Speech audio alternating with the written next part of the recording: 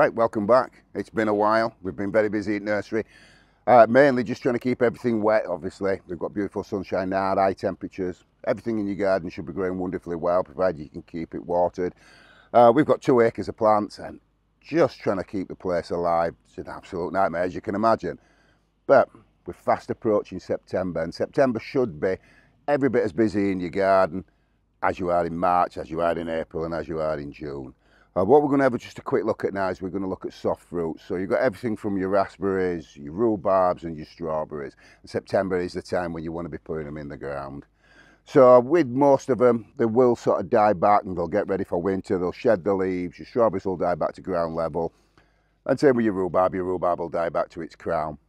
But the benefit of putting stuff in the ground in September as opposed to April and May is you will harvest earlier.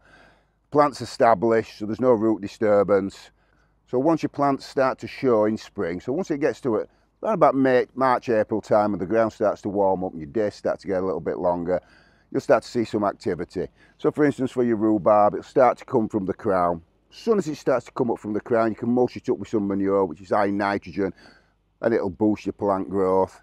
Same with your strawberries. As soon as they start to show, you want to get rid of all your dead, decaying foliage that you've left on over winter, because it helps protect the plant through the cold winter months. Just give it a brush off. If it's in a container, just give it a little clean off and it should start sprouting away. The only real thing you've got to look out for is, especially if you're containerising these plants, if you're growing your strawberries in pots, just keep an eye on that vine weevil. Take them out of the pot, have a little investigate. If you've got the little white grubs knocking around, you do need to treat them. Best treatment, well, the only treatment that we've got available to us now is the nematodes. But they do work. Read the instructions, put your nematodes on, but do have an investigate, because it's a shame when you grow these plants for this length of time, vine weevil will come along and it will decimate your entire stock. So like I said, get your stuff in September. September time is the best time to get stuff in. Same with your soft fruits like your raspberries, your gooseberries. Get them in, get an earlier season crop, and then sometimes you even get a longer cropping season off them. So don't wait till March. Now is the time. Get to your local nurseries, get to your garden centres, and let's start getting the soft fruits in, already prepared for next year. Right, so you've planted your rhubarb in September and we're all ready for the following year when we can start harvesting. And a lot of people have asked me what's the correct way to harvest the rhubarb.